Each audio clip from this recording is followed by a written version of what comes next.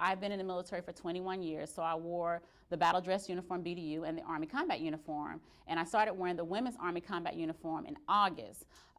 For my regular Army combat uniform, I thought it felt pretty good on me. I thought I looked really good in my uniform.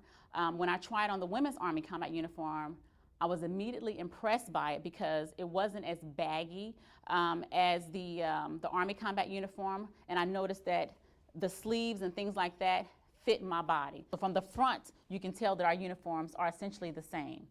It's just that mine is based upon my body dimensions and his is based upon his. So mine doesn't look, you know, like I have excess material or baggy. It presents more of a professional look. So the rank was raised approximately an inch, so it's not exactly at the bust area.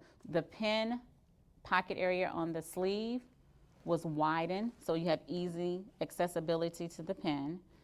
And the dimensions of where it's placed is just based upon a female's body dimensions. One of the most noticeable changes are the elbow pads and the knee pads. So this is the opening where a soldier would insert an elbow pad, but if you can see on me, when I bend my elbow is protected if I had a pad there. On the old Army combat uniform, or the unisex one, some of the pads would not cover that area, or they'd be further up. And as you can see, as I bend or go down on my knees, the knee pad area is covered. So at the bottom, you just have to pull it apart the same way you do as the elbow pad, and you can stick the pad through there. There's elastic that's here, that's not on the unisex Army combat uniform. We've eliminated the drawstring that used to be here.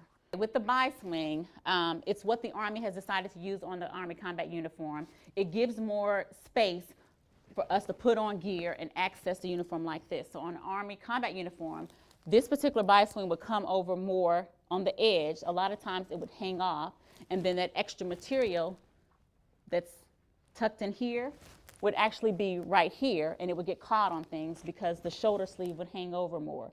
All clothing bag items have to go before the Army Uniform Board. It's at the 3-star level in the Pentagon, and then the board votes, and then if it's approved, and hopefully this program will be approved, at the 142nd AUB, Army Uniform Board, that meets in November 2011, then we could possibly see this uniform into the clothing bag or issued to soldiers in about 2015.